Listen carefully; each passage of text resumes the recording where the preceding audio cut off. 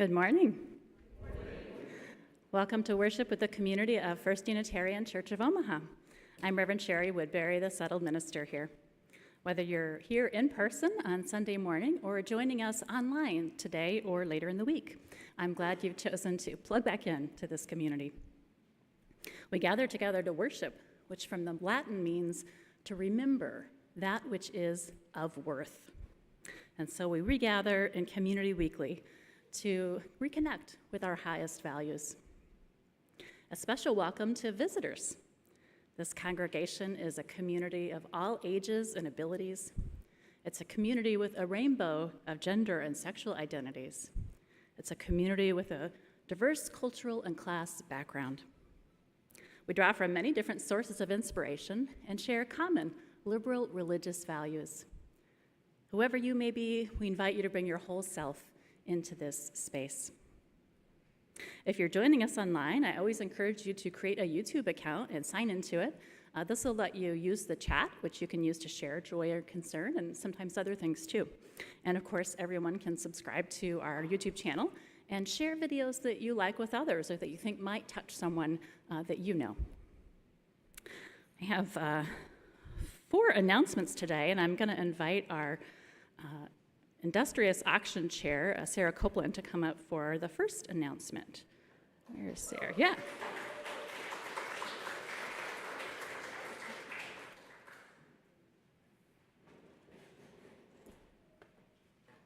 Good morning. It is almost auction time, so we're gearing up to the prep. I'm going to ask you guys to be a little interactive, so I'm going to need everybody's hands in the air. And I would like you to fold them over your heart and check in what you're feeling. I'm feeling excitement for our heart and hand auction. This year, we're having a week-long online auction where you can bid at your convenience. And then we'll wrap up the week-long online auction with our favorite thing, a party. We'll have fun and costumes, community, potluck food, and something new this year, we're doing a live dessert auction. So you can bid on treats to share with your table or take home for yourself right the night of the party. So mark your calendars for our party on October 25th. It starts at 6:30 p.m., doors open at 6. You got the orange handouts today. We also have the auction table downstairs going on with more information. Donations are now open, so we will be starting to accept them on paper form, online form, or via email to the auction team. We're happy to assist. Sorry, I'm poorly prepared for this. I'm reading from an email. Remember that this is a time for fun, togetherness, and support for our church. You can donate items, events, goods, and services, and anything you can come up with. Thanks for listening to me.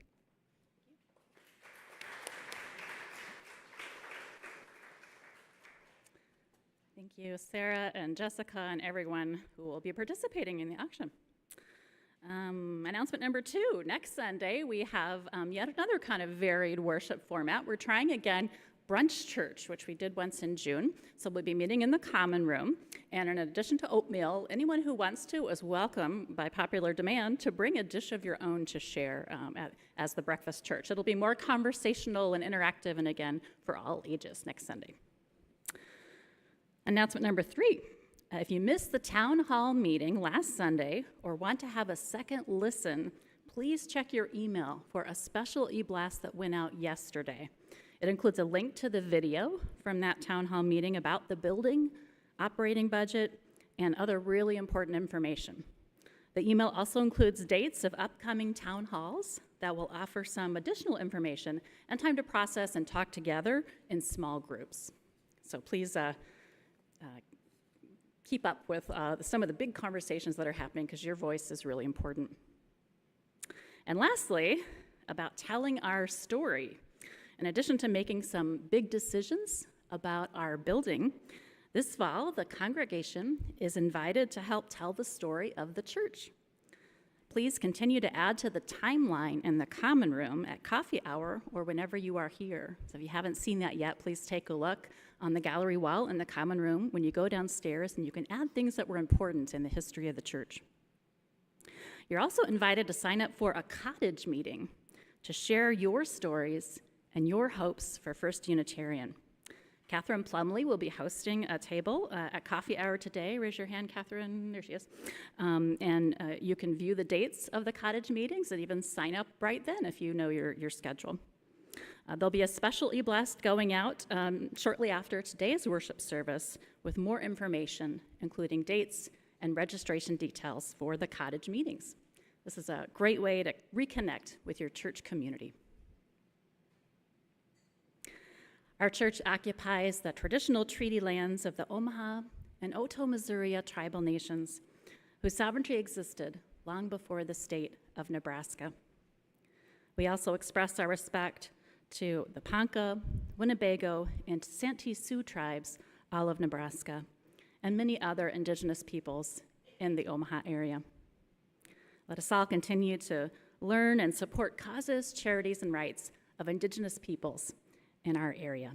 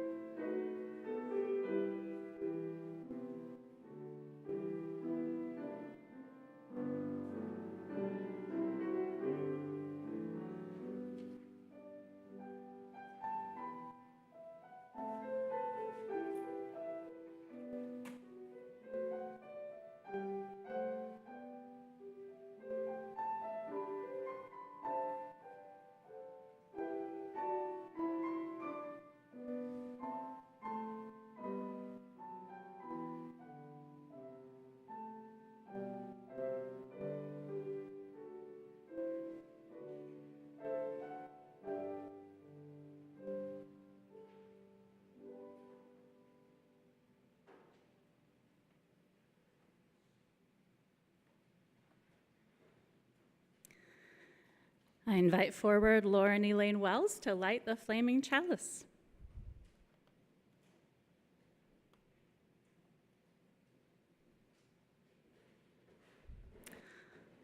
All together. Spark of the Spirit, cupped in earth's embrace, light of love, alive in all creation. As we kindle this flame, we rekindle our connection to the sacred web of life.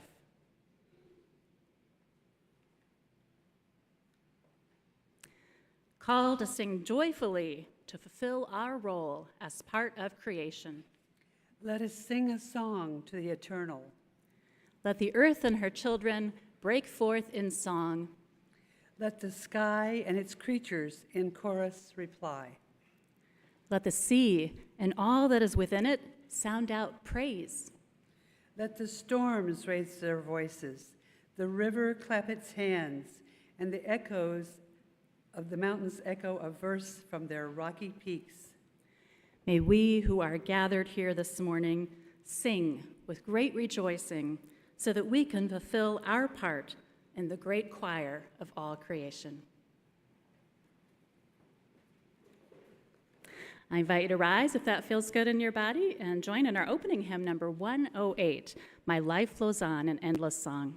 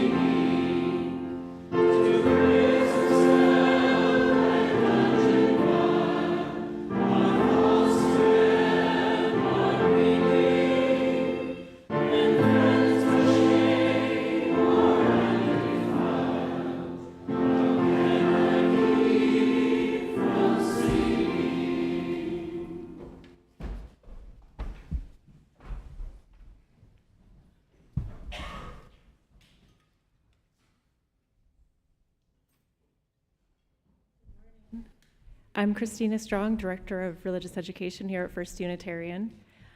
Our whole service today is going to be a story, and there's going to be a story inside the story, and there's going to be a lot of back and forth. But first, I need some helpers who want to be the waves in our sea for this story. So I need all of our children, if you will. I need about 17 people. So let's have all our children come up, and you can also take one to hand to someone in the congregation along the way. So come up and grab a couple, and we'll do a couple practices, and then you can pass them out on your way back. Then I might need a few more folks.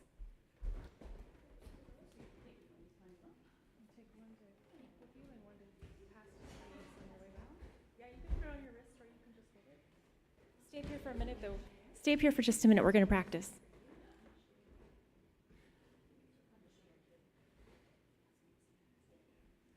All right, Sherry, how many more helpers do we need? Do we have 9 more people who would be interested in being waves in our sea? Come on up. First 9 up here. All right, so here's what we're going to practice. All throughout the story, which is the whole service today, you're going to listen for the word sea or seas. And when you hear that word, you're going to wave your waves around. So let's practice. I love to sail in the sea. I went to Sunday school. I like to eat fish from the sea.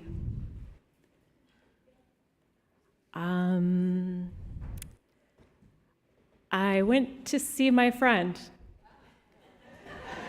That also involves waving, so that's just fine. All right, head on back to your seats, and along the way, you can pass your second wave to someone.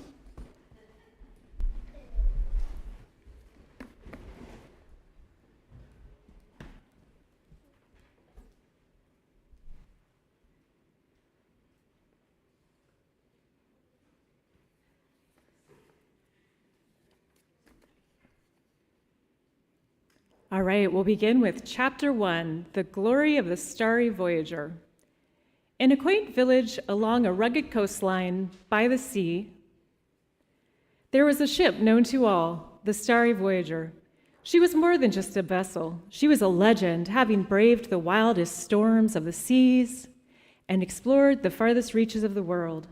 Villagers often gathered to hear tales of her adventures, of seas where water shimmered with silver and skies where the stars seemed close enough to touch.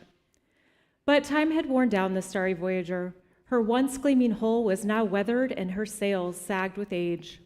The villagers, who saw her as a symbol of their dreams, watched with heavy hearts as she grew weaker by the day. The captain of the Starry Voyage, a steadfast leader who had sailed many seas, was perhaps the most affected. She had been with the ship for as long as she could remember, and the thought of seeing her fade pained the captain deeply. Each morning, she would stand before the ship and look out at the sea, lost in thought. "This ship's seen better days," she would often mutter, her voice heavy with emotion. "But she still has life left in her, if only we can restore her to her former glory." One morning, as the captain stood by the dock, the first mate, a sharp-witted sailor, approached her. The first mate had sailed the seas with the captain for years and shared her deep respect for the ship. "Aye, Captain," the first mate said, breaking the silence. "The Starry Voyager has seen many rough seas, but she's not done yet. We can fix her up, make her strong again. The sea's calling, and I know she's not ready to give up." The captain nodded. "You're right, but it's not something we can do alone. We need the wisdom of the Council of Navigators."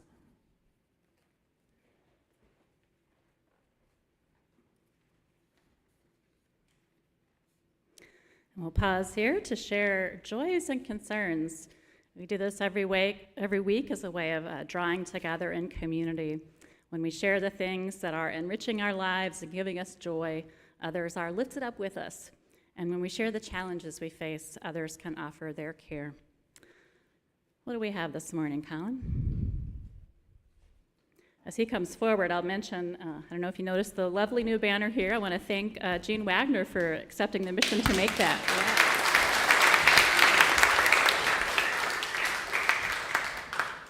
We have quite a few today, so I'm going to get started here. From Lindy Drivelis, saying yesterday marked 2 years since my husband Henry's passing. Lindy asked for prayers so that she may continue to live life to its fullest as she promised him. From Kalia, sixth Sunday attending. The joy and relief I have found here is amazing for me and my family and has helped ease the pain of life's struggles. Thank you. From Vic, saying how wonderful time with Bante, Suharta, and Flatwater Collective yesterday for meditation. Loving kindness is what we need. From Lynn Thompson, saying Lynn and Tommy are glad to be back. Tommy's femur is healing and he is getting around better. Still doing physical therapy. From Erica, we have prayers for a friend whose husband died suddenly, leaving behind a first grader to raise. From Katrina Schmidt, saying Anthony Schmidt started going to Metro Community College campus through the College Now program for his junior year in high school. He will get both college and high school credits. He also got his CNA license this summer and works at Hillcrest Health and Rehab, where his grandma last received care. And a joy from Douglas Lee Regier, saying, grateful to a team that presented the informational town hall last Sunday. That presentation is available to members and friends. The link is embedded in Friday's e-blast. And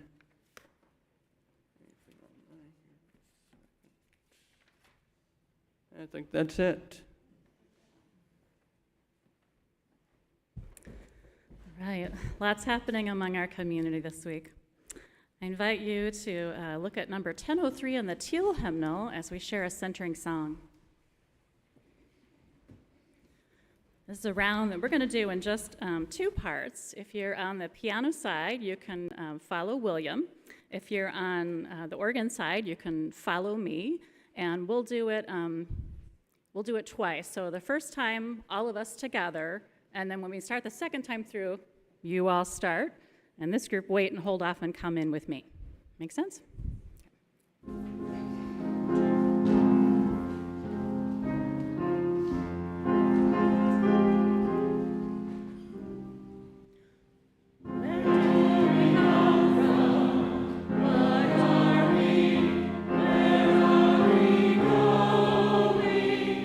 Where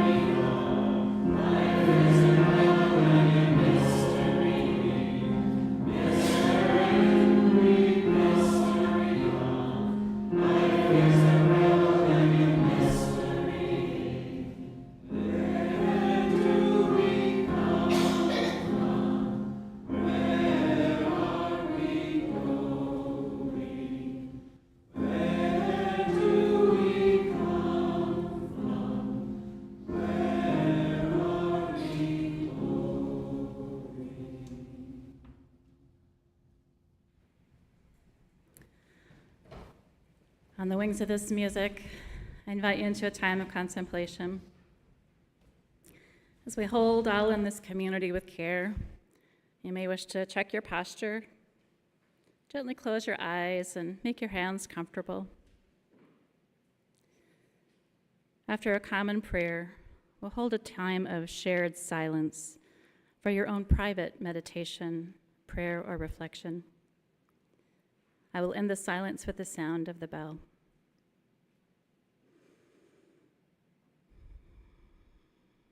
First, these heartfelt words on gratitude by Swiftwalker. Let's start with the people we love and those who love us. Thankful they are in our lives, obliging us to open our hearts.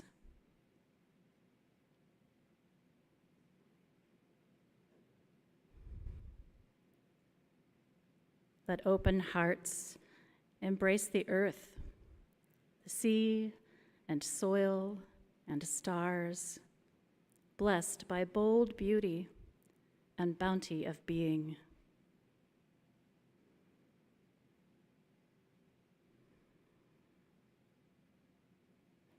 Then with hearts open to beauty, let us embrace the arts and the generation of learning that we should have wisdom.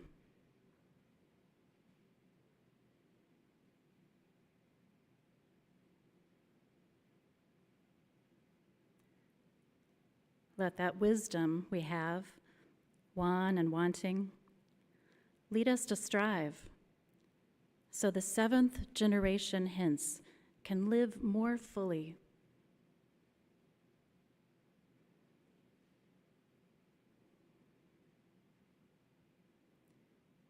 It is in that work and that alone that we can express our thankful spirit. May we make it so.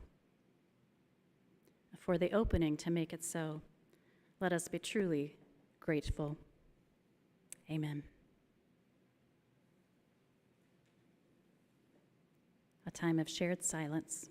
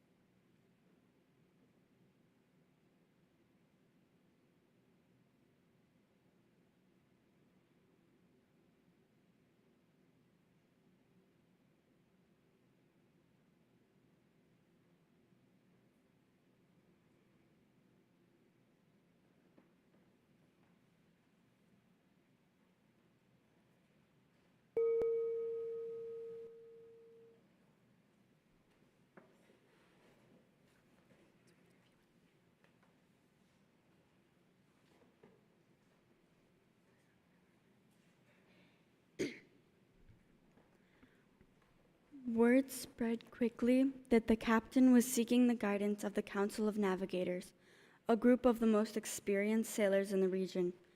The council convened in the village's grand hall, its walls lined with maps of distant lands, where the villagers gathered eagerly to hear their decision. The council's leader, an old sailor with a beard as white as sea foam, rose to speak. The Starry Voyager has been a faithful companion to us all, he began. She has carried our hopes and dreams across the seas, and now she needs our help. We must repair her. We must also give her purpose. A ship, no matter how strong, is nothing without a destination. The council members nodded in agreement, and the villagers murmured with approval.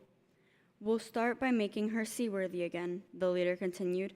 Mend her cracks, replace the weakened timbers, and strengthen her sails, but we must also decide where she will take us next. A ship without a destination is like a compass without a needle, lost and without direction. As the council spoke, plans were made to restore the Starry Voyager. Villagers offered their skills, and soon the ship became a hive of activity. Days turned into weeks, and the Starry Voyager began to regain her former strength.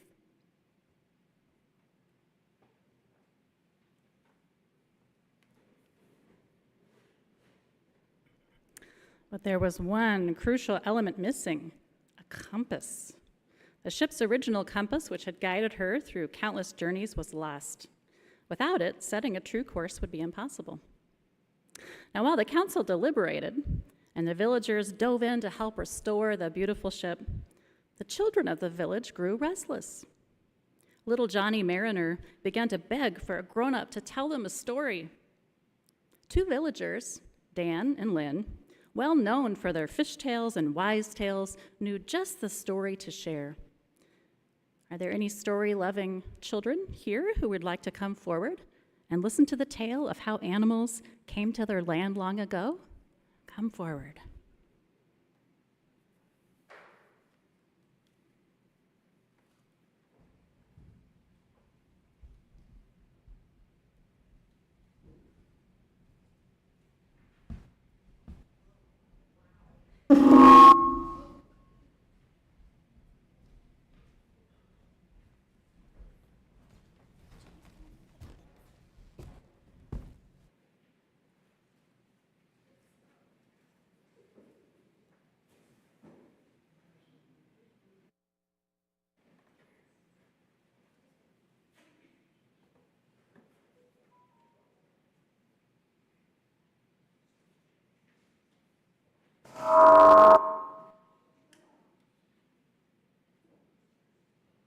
On.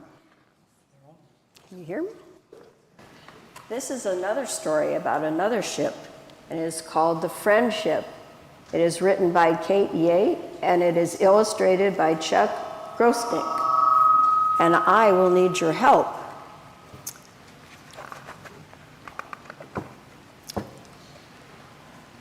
Let's spread those out just a little bit so we can see the animals that we have. Can you kind of spread them out a little bit?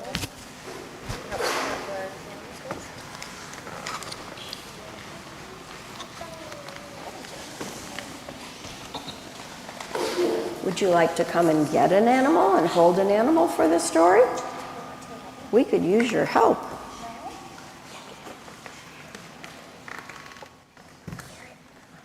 Oh, of course, the ferret.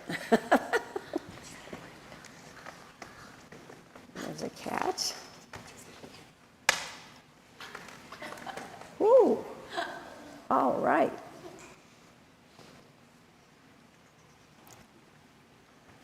Hedgehog was curled up in a prickly little ball in a lonely little nook of a lonely little tree when she heard someone say her name. Poor Hedgehog, she looks so lonely. I know, but it will get better. Friendship is out there. All she has to do is look. Would you like to put the hedgehog into the friendship? Hedgehog jumped up. Friendship is out there. All I have to do is look, and she got to work at once. What do you think she's building? Yes. A boat. That's true. What you doing? Said a curious beaver. Does anyone have a beaver? Oh, good. I've forgotten your name. There's a beaver. Martin, that's right. Okay, Martin's got the beaver. Okay. I am sailing the seas in search of the friendship, said Hedgehog. The friendship? Can I come? I want a friend too. Oh, yes, said Hedgehog. So the beaver came and climbed on the ship. Okay. And the two set sail. Thank you, Martin. You can grab another animal. They had not sailed long when they came to a herd of migrating deer, all wearing backpacks. Excuse me, called the hedgehog. Have you seen the friendship? We have no deer today. But the migrating deer said, We do have a badger. oh, we have a badger. Maybe the badger could come in with, yes, Sure. we can substitute. Could we have the badger from the friendship? Oh, man, said the ferret. I could use a friend. Me too. Me too. There's a raccoon. Maybe we could put the raccoon in there. It hasn't been the same since Irving left, said one deer to another. Oh, yes, said Hedgehog. Double yes, said Beaver. And then they sailed on. Excuse me, called the hedgehog to a little rat. Have you seen the Friendship? The Friendship, said the rat. No, but pretty pleased with Stinky Cheese, can I come along? Oh, yes, said the hedgehog. Double yes, said the beaver. Yes, yes, yesity yes, said the deer, and the ferret, and the raccoon, and the hedgehog. So we're getting on board. Thank you. They all sailed on, and they sailed north, north, north. They ran into a polar bear. Would the polar bear like to come too? They sailed south into the stormy seas. South, south, south. Then they sailed east into the sunrise. East, east, east. And every time Hedgehog asked, have you seen the Friendship? The answer was no. But anytime someone asked, can I come too? The answer was always, well, there goes the polar bear, I guess. Yes!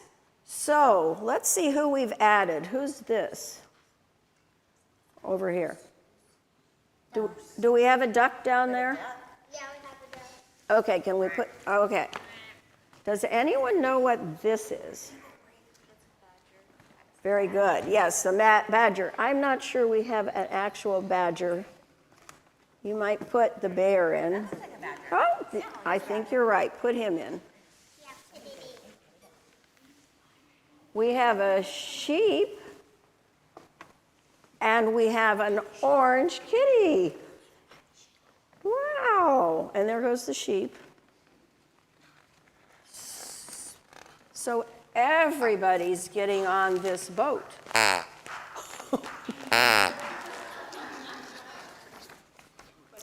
But after a few days, sailing some more, Hedgehog wanted to curl up in a prickly little ball again.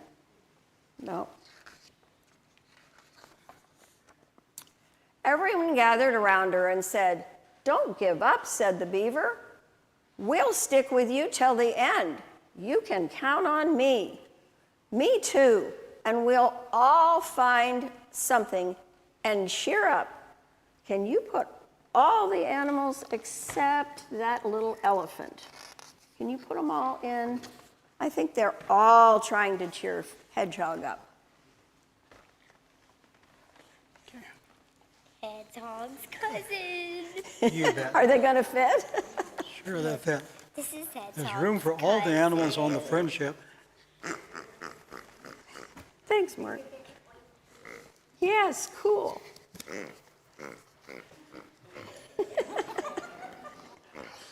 Sounds like he's fighting.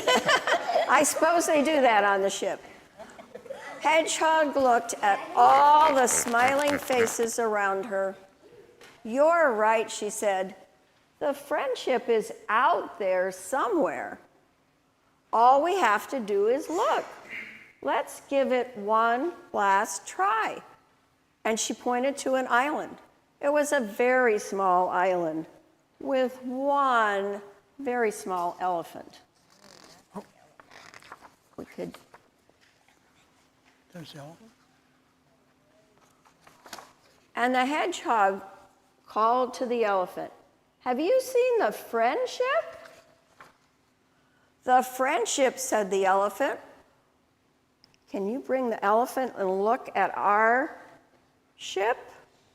Well, isn't that it right over there?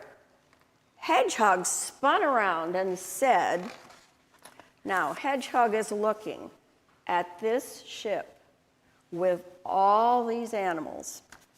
And Hedgehog says, oh, She'd never seen that sight before. She couldn't believe she hadn't realized sooner. Look, she pointed out, the answer is right in front of us. And she pointed straight at the sunset. We haven't tried sailing west yet. Everyone hugged and cheered. West, west, west. All right, get that elephant along. Okay. Come on, said the hedgehog to the elephant. Together they went back to the ship, where they all laughed and danced and celebrated as they sailed into the sunset together. And if any of you are wondering if they would ever find what they were looking for, well, the answer would have to be, can you read these words? Yes, yes, yes, and yesity, yes, yes. And what do you think they found? The friendship. Thank you. Thank you.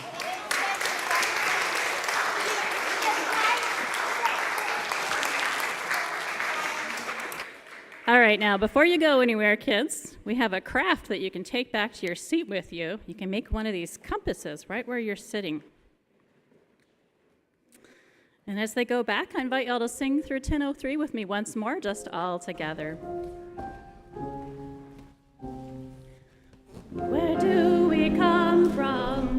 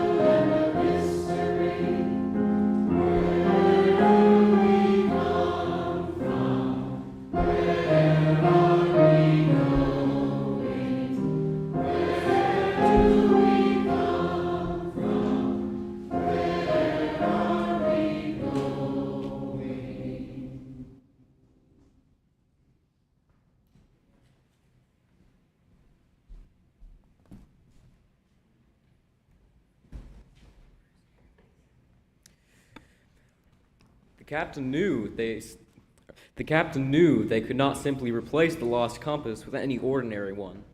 This compass needed to be special, forged from materials that could only be found by venturing to different parts of the land. Each piece would represent the unity and skill of the crew, a true symbol of their journey.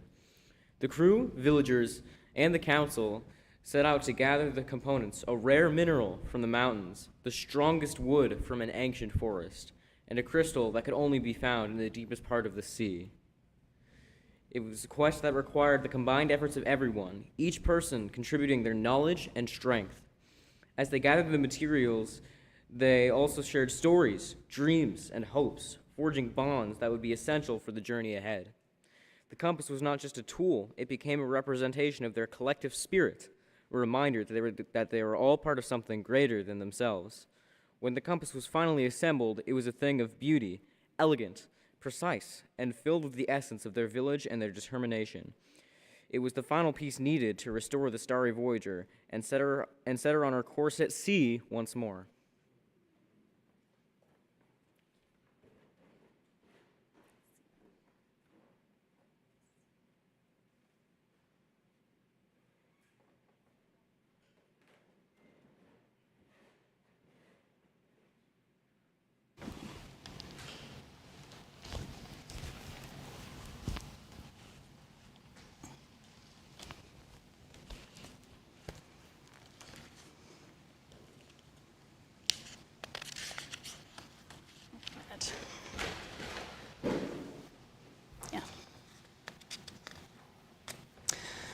Before launching into the future, the Council of Navigators knew that it was important to honor all the journeys that made up the Starry Voyager's legendary past.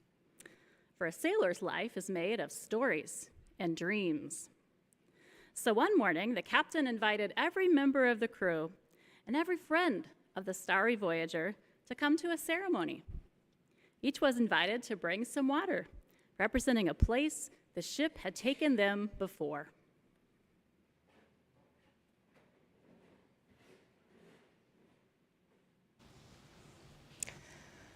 Water is the essence of life on our blue boat home. A water ritual has been a mainstay in many Unitarian Universalist communities since the 1980s. First introduced at a conference of UU women before it migrated into churches, the water ritual evolves and takes new forms in different historical moments and places. Almost always, it marks a reconnection in community. We do it when people gather together in churches as summer turns to autumn. Now, you may notice something new on our ritual table this year. The empty cup next to our water bowl is decorated with the design of a keffiyeh, a Palestinian scarf. Palestinians in Gaza, including children, are currently suffering from thirst, starvation, preventable disease, and weapons of war. So as we are doing this morning, UUs across the country are taking a prayerful action with empty cups at water in-gathering services. We place this empty cup here in sympathy with the 2 million Palestinians in Gaza who were denied potable water by Israel. In solidarity with thirsty children and families, we can examine our own nation's role in Middle East dynamics and work to end this suffering. You might see the empty cup here as an invitation to do just that. Now, to participate in our water in-gathering ritual, when you come forward, you can simply pour water that you brought with you into the common bowl. If you didn't bring water, and I know many folks might not have known about it or forgotten, there's plenty of extra water here, and you can just ladle some in. Now, before I explain how those in the sanctuary will line up, let me first turn to those participating online. Whether you're joining us this moment on Sunday morning or sometime later, this ritual and this reconnection is for our online friends too. In acknowledgement of all of those attendees, I'm going to add a scoop of water to start our bowl. And online participants, if you want to participate where you are, you can pour some water onto a plant in your home or yard while those here are coming forward. And we can all remember that through the water cycle, no matter how near or far we are to each other, we are all interconnected. So here's how we're going to do this in the sanctuary, practically speaking. When each row comes forward, you come up the center aisle, forming a line. Other rows can come up when ready. We'll start at the very back of the back wall there in the back row, and then move frontward as folks continue. And this is an activity for all ages, so everyone's welcome to come forward. So the steps are to pour or ladle some water into the common bowl. Then if you want, you can get a hug. And other rows continue to come forward as the line moves from the front of the sanctuary to the back. When you return to your seat, you can go along one of the side aisles so we won't bump into each other. And while you're seated, you might want to reflect on this empty cup for Gaza or on why you chose to reconnect with our community this morning. Make sense? All right, let us begin. From the back.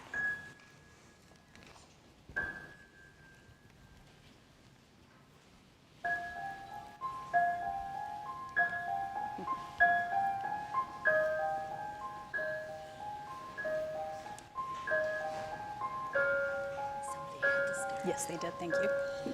You could do a small amount. That's okay. Thank you for the banner.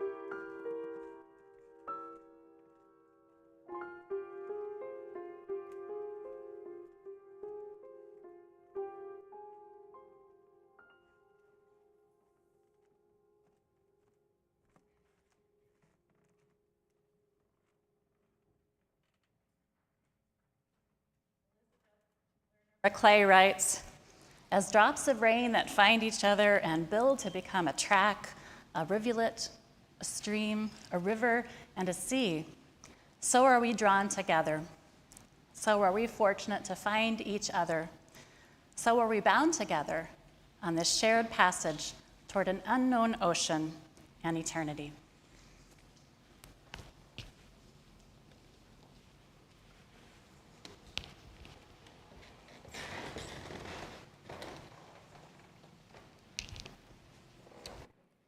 The ship was nearly ready, A beautiful new compass was in hand, and the people had taken time to honor their history and to recognize all the strengths they had gained on their previous journeys. Now, the Council of Navigators turned their attention to the most important question of all. Where should the Starry Voyager go next? They knew that the destination would define the journey, and the journey would define the ship and her crew. One evening, as the sun dipped below the horizon, the council gathered for a special meeting with the entire village. A large map, filled with places of legend, lay before them, places too magical to be real, but real enough to spark their imaginations. Suggestions poured in: the Sea of Stars, the Isle of Serenity, each destination more wondrous than the last. But the council leader reminded them, a grand adventure is about more than just the destination. It's about the journey, the challenges we face, and the bonds we form along the way. In the end, they chose to let the sea guide them, setting a course for the great unknown. The Starry Voyager, with her new compass, would honor her legacy by sailing into uncharted seas.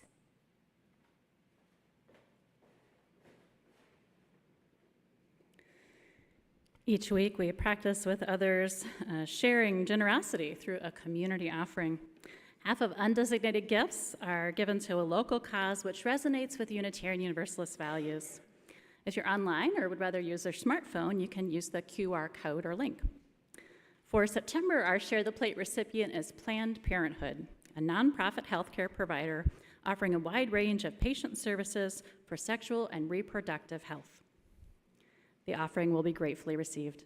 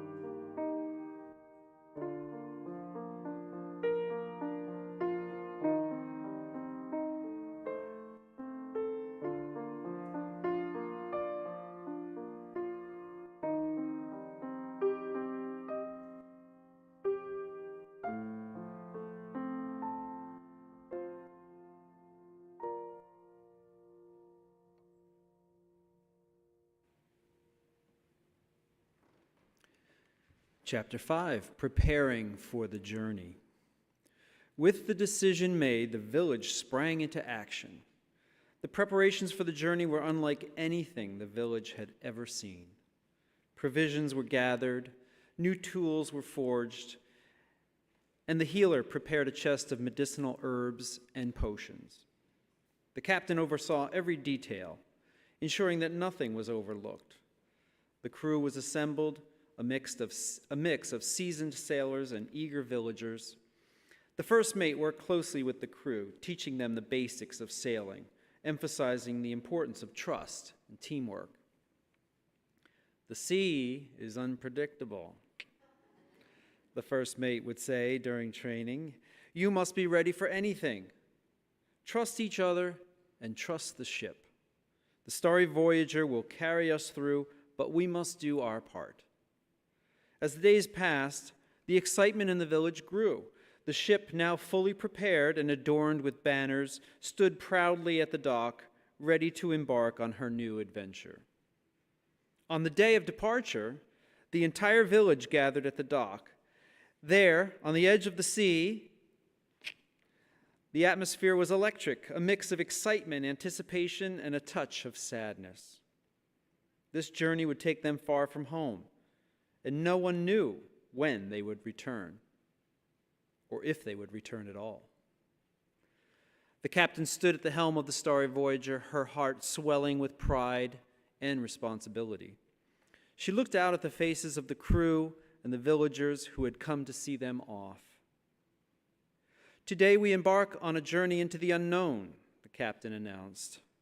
But we do not go alone. We carry with us the hopes and dreams of this village, the wisdom of the Council of Navigators, and the spirit of adventure that has always driven us. Together, we will face whatever lies ahead, and we will return with stories that will be told for generations. With that, the crew took their positions, and the Starry Voyager began to pull away from the dock. The villagers cheered, waving and shouting words of encouragement as the ship slowly sailed away.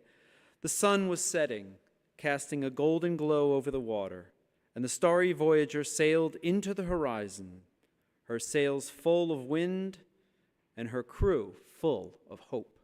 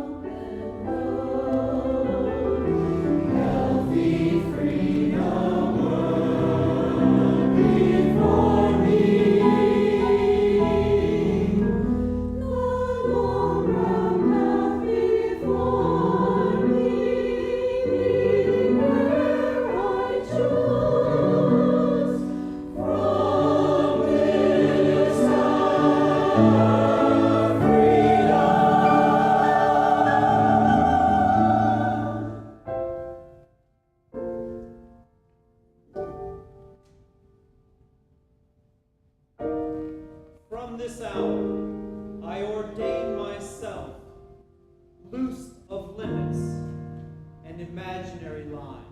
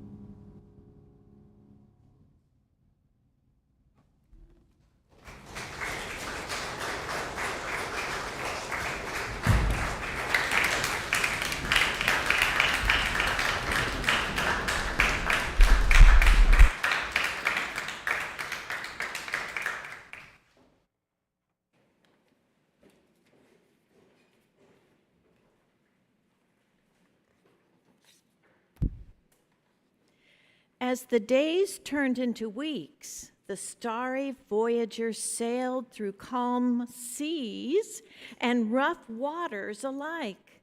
The crew quickly adapted to life on board, learning the rhythms of the sea and the tasks required to keep the ship running smoothly. They faced challenges, sudden storms, tricky currents, and days when the wind refused to blow. But they overcame each one, growing stronger as a team. And at every port, skilled new sailors came on board to join them. The Council of Navigators guided the ship, their knowledge of the stars and the sea proving invaluable. They consulted ancient maps and used the stars to navigate, their experience helping them steer clear of dangers and find the best routes. Despite the challenges, there were moments of pure magic on their journey. One night, as the ship sailed through a particularly calm stretch of ocean, the crew was treated to a breathtaking sight. The water around the ship began to glow, illuminated by millions of tiny bioluminescent creatures. It was as if they were sailing through a sea of stars, the water shimmering and sparkling with every movement of the ship. The crew gathered on deck, awestruck by the beauty around them. "It's like the stars have come down to meet us," whispered the first mate, her voice filled with wonder. The ship sailed on, the glowing water creating a sense of enchantment that stayed with the crew long after that night had passed. As they continued their journey, the crew grew closer, forming bonds that would last a lifetime. They shared stories, laughter, and sometimes tears, their experiences bringing them together in ways they could never have imagined. The Starry Voyager, once just a ship, became a home, a place where dreams were shared and new ones were born.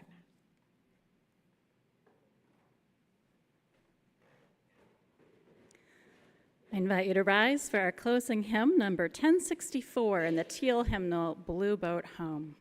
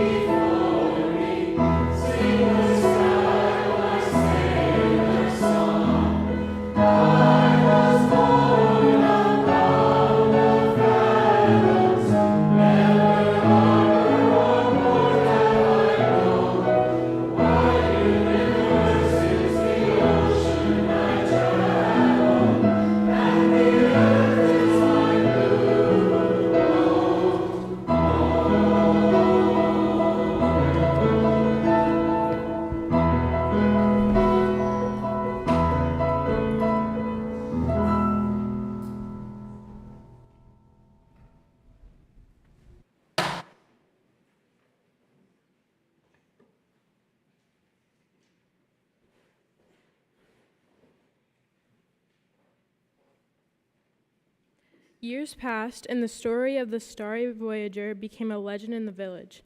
The ship, now resting proudly in the harbor, was a symbol of hope, adventure, and the power of dreams. Children grew up hearing the tales of her voyages, inspired to seek out their own adventure. The crew, though older and wiser, never lost their love for the sea. They continued to sail, exploring new lands and seeking out new challenges. And though the journeys were often difficult, they knew that the true reward was not in destination, but in the journey itself. The Starry Voyager had become more than just a ship. She was a symbol of all that was possible when one dared to dream big and follow their heart.